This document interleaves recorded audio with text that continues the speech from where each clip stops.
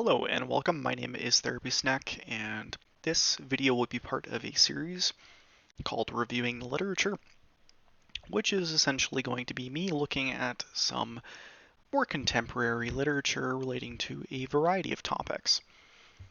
This will be an ad hoc endeavor / series, and as a result, I imagine publication will be intermittent. However, I hope that you find it useful, and I hope that it is interesting.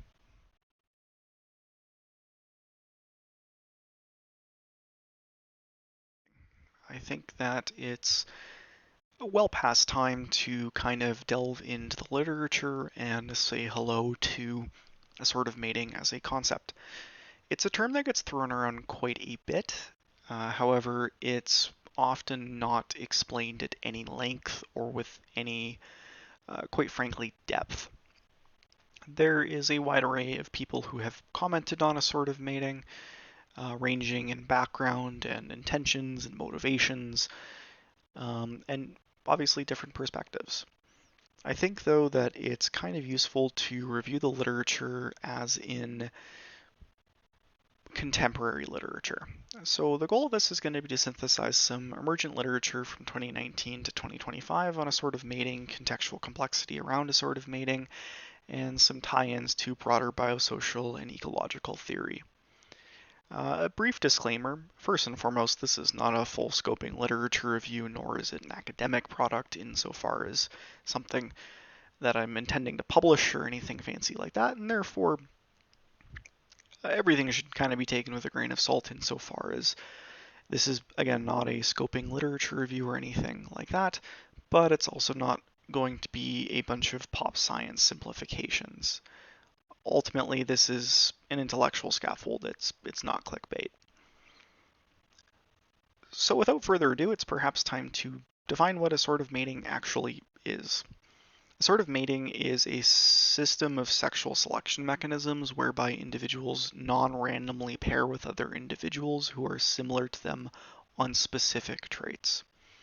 Colloquially, this is often referred to as like attracts like. The issue with that kind of conceptualization, though, is it tends to mask the structural complexity and adaptive nuances involved with assortative mating. In its like attracts like formulation, this is typically envisioned as homogamy. Homogamy, though, is really a surface level descriptor, and we'll get into this a little bit, but homogamy is an interesting concept unto itself.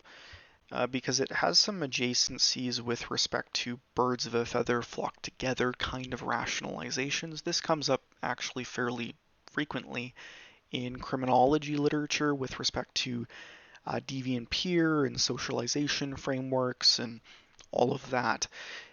Perhaps more tied to reproduction, we actually see it in IPV and IPA statistics. IPV and IPA being intimate partner violence and intimate partner abuse, respectively, wherein we typically see an assortation of relationally maladaptive behaviors, low temperament, impulsivity, those kinds of things, typically being bilaterally expressed by both partners in an abusive IPA-IPV relationship. This is kind of in some sense some analogies to homogamy.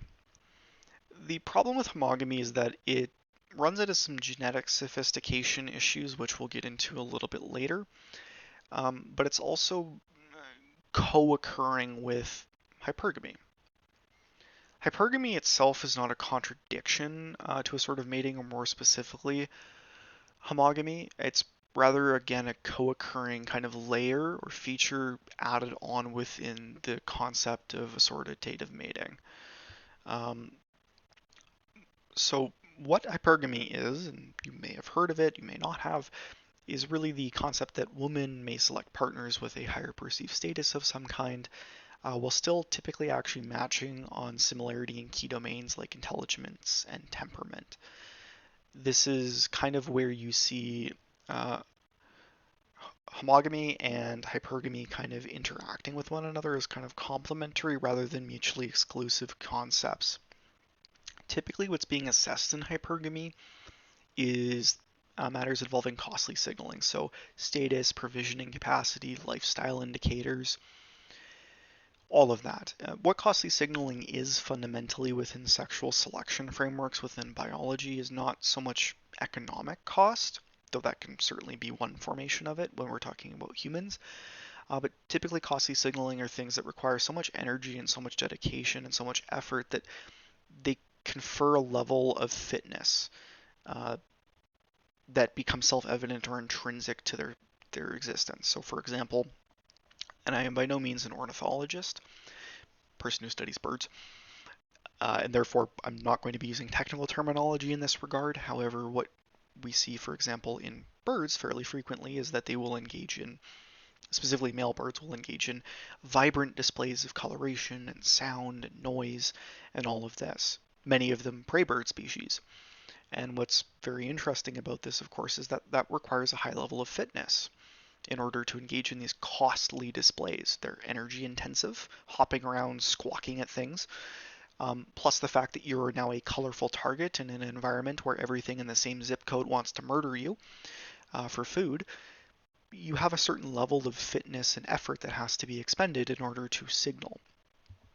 In humans, this is perhaps a little bit more sophisticated or less. There's not really a lot necessarily conclusive on it, but generally we do this through more social third-party appraisal mechanisms. Having a degree, being educated as a male, having a good job with lots of pay, being in a high status position of some kind. These are all things that require third-party appraisal, require significant effort and energy allocation. They typically come with extremely long periods of time. There's opportunity cost risk with them, like embarking on a 4-year degree or a PhD or working through the corporate ladder. All things that require significant effort and require appraisal typically by other people.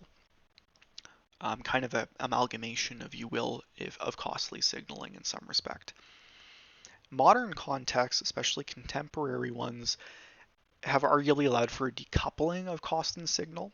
For example, some men regularly as a dating tactic, perhaps in more pickup orientated dynamics, might engage in things like leasing luxury items, curated social media presence, kind of putting on the face, so to speak, even like renting an Airbnb in order to present a signal that isn't actually there or isn't actually requiring the cost associated with the signal.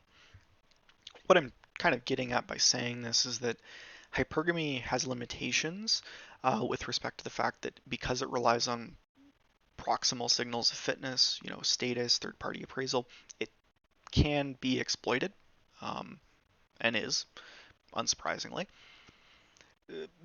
There's also limitations due to niche constraints with hypergamy as well. So, for example, low social mobility, class stratification, and population. These are kind of common understandings in humans of ways hypergamy can be limited within a population.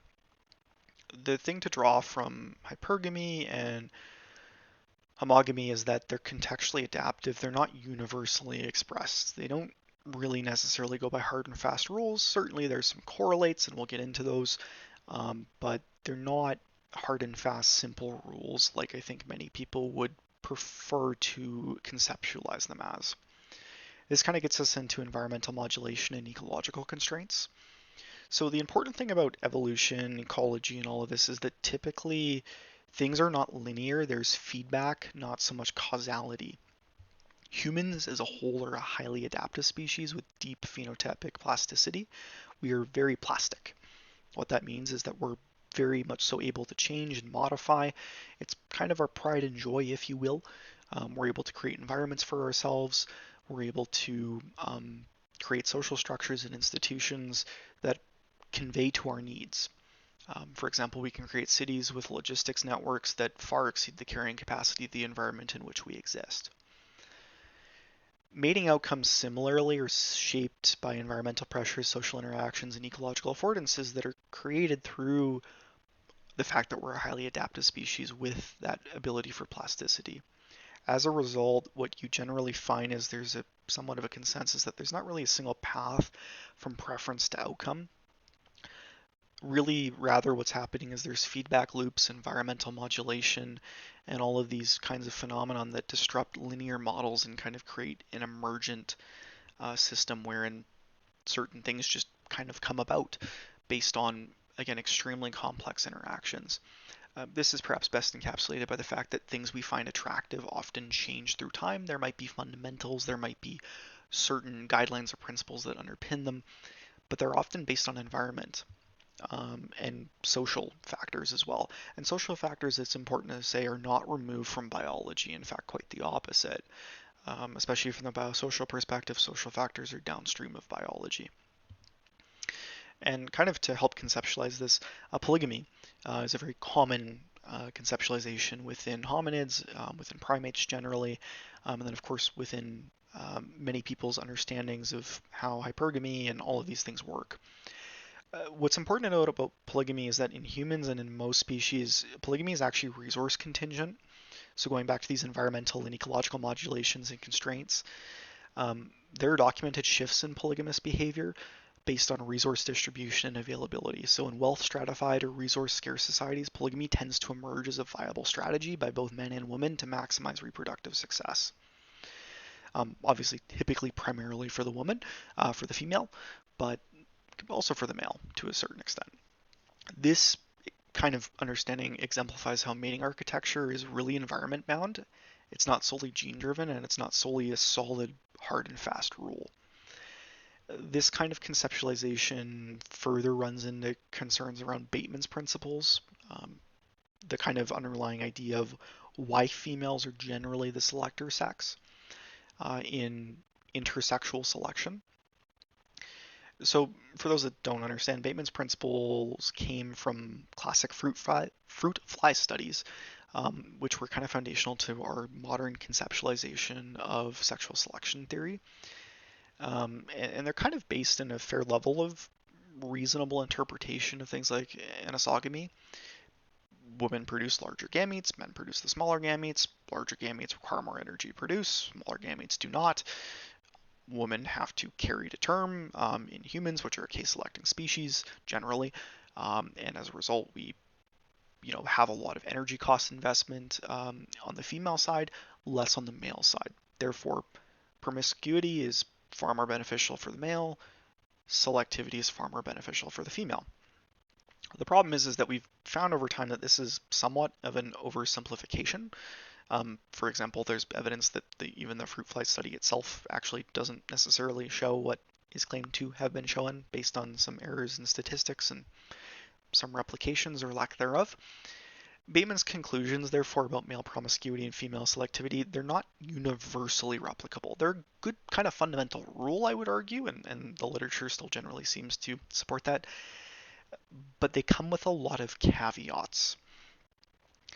And ultimately caveats that seem to undermine simple directional theories of mating behavior, especially in humans, but generally across the board. Basically, there's more systems going on than simply just anisogamy and resource allocation, therefore selection versus promiscuity. So this kind of gets into the reality of we've kind of defined sexual selection. We've touched briefly on some of the elements or components of sexual selection and some of the, if you will, controversies. But what is occurring in assortative mating? That is kind of this facilitation mechanism for sexual selection. Well, one of the big things about assortative mating is that assortment is not the only thing that's actually occurring. There is also disassortment that is occurring, that is occurring. So, for example, assortative traits, ones that we're generally familiar with for anyone who's kind of familiar with sexual selection in humans, typically consistent with moderate to strong positive assortative patterns. Going to be things like height, body proportions, intelligence, which is typically going to be measured through proximal traits like education and income. Facial features is actually a huge one, and social proximity and perceived status. Now, one of the issues that I kind of alluded to earlier on is like attracts like, assortative traits. People are trying to kind of assort based on certain principles, height, body proportions, intelligence, wherein there's a certain ratio that's generally preferred. um, certain height difference that's preferred. What we run into a lot with these things, and the other thing about these traits that's important to note, is that there's a difference between revealed and stated preferences, which is very important to note when we're talking about assortment, wherein, people may state that they prefer certain things, but in reality, when we take a look at how they actually act, the revealed preference, you generally find these things pan out. Um, what's important to note here, though, is that um, all of these things that we're talking about, they have a risk with them, which is that if like attracts like, and that is simply the end all be all, what you run into very quickly is, quite frankly, inbreeding. If people with similar traits are constantly mating and staying within population, you get inbreeding, which results in what we call inbreeding depression. Might be familiar with this from high school and perhaps university, where an inbreeding depression basically results in the occurrence of specifically homozygous recessive traits, which can be deleterious. The reality of this, though, functionally is that we want to avoid that. So we introduce heterozygosity within a population. We try to mix things up, if you will. So one of the disassortative elements that has been identified in the literature as kind of a genetic safeguard against inbreeding depression is odor preference, or rather a preference for non-similar odor, which has been tied to MHC genetic variation, which is linked through protein production to immune system diversity, which again is intending to act against the risk of the inheritance of homozygous recessive deleterious phenotypic resultants, specifically in the form of some kind of immune disorder or other kind of condition. Now, this gets us into more broadly within the realm of kind of attention with respect to adaptive balance. So what's important to note is we've again talked about and touched base on a couple things with assortation, disassortation, with respect to environmental modulation, ecological constraints, and of course conceptual foundations around assortative mating. This kind of gets us into variance, sex differences, and reproductive strategies. So how does all this actually play out? So one of the underlying principles here at play is going to be the greater male variability hypothesis, or GMVH, sometimes also simplified as just the variability hypothesis. This is a robust evidence-based kind of model or hypothesis that's actually cross-species, wherein we see consistently that males exhibit greater variance than females across various traits, including intelligence, BMR, basal metabolic rate, behavior, and personality. This variability leads to extreme distribution tails. So on a normal distribution curve or bell curve, you kind of see a flattening with males where it's kind of wider spread. And this leads to both high and low performers concentrating in male populations relative to females. GMVH is believed to help explain why males engage in high risk, higher payoff reproductive strategies, but some actually don't. They engage in highly conservative, extremely risk averse behaviors as well. This is something that comes quite frequently in criminology and in behavioral science generally, wherein certainly we're all familiar with the classical concept of the risk-taking, hyper-competitive, super outgoing male, but there is also, on the other hand, the extremely, extremely risk-averse, shy male as well. And that's something that tends to not be as much discussed because they typically don't engage in high levels of criminality and don't tend to make a scene for partially the reasons previously stipulated. But GMVH actually explains why this does exist within the data. Part of the reason why GMVH is believed to exist in the first place is because of mating success differences between males and females. Males generally experience higher variance in mating success, where some men have a lot of offspring and some simply have none. Female reproductive success relative to that is far more evenly distributed and kind of reinforces that sexual selector dynamic with females being the selector sex, men being the selected sex. This kind of feeds into, again, polygamous structures, even in non-institutionalized societies, if we're going to, again, hypergamy and homogamy. Some of the underlying things around GMVH is that it has been subject to empirical testing. There have been attempts at statistically refuting it as recently as 2022, This did receive a lovely reply in 2023 that showed that there was some notable errors or false assumptions that were made with respect to the testing, but the conversation still does endure about the extent and power and explanatory scope of GmbH to explain differences in sex. One of the reasons why it is controversial is because it tends to uh, provide a significant counterargument, at least on the face, to the equalitarian thesis, the idea that everyone's born tabula rasa, everyone's equal, differences in outcome therefore are based on structural and macro level factors typically postulated in sociological circles, typically based on the concepts of oppression, and therefore arguing that there's some kind of innate genetic or evolutionary or ecological difference for that can kind of incur some degree of rejection. So really, at the end of the day, this kind of debate tends to highlight ongoing tensions between the empirical findings and socio-political digestibility, and then also in complete fairness, level of explanatory power, how much can actually be explained by variance, and how much can be explained by other factors, like those postulated within sociological circles. So now, having talked about some of the variance differences and why those occur within mating and mating dynamics, we get into theoretical integrations and everyone's favorite, the extended evolutionary synthesis. You might be wondering what that is. Isn't it just evolution? This gets us into a difference between the modern synthesis and what is called EES. The modern synthesis is basically a combination that occurred in the 1930s, wherein Darwinian natural selection was combined with Mendelian genetics as kind of an explanation for how evolution actually occurs. This model is increasingly viewed as incomplete. It certainly still has its proponents, and it certainly carries weight, but there has been a rise in argumentation around the inclusion, or rather adoption, of EES. What EES is it is an argument that yes, modern synthesis, natural selection, that all works. That's all great. However, you're weighting natural selection and genetics a little too much, or a lot, depending on what kind of side you're on. But basically argues for broader inclusion of things like sexual selection, epigenetics, ecological inheritance, niche construction, phenotypic plasticity. The ultimate crux of the argument in many cases is essentially that genes don't operate within a vacuum, and that natural selection is a part, but not the only part, and that genes and these behaviors, they're expressed as phenotypic outcomes, and they're tested against the environment, and if they're maladaptive, they're removed.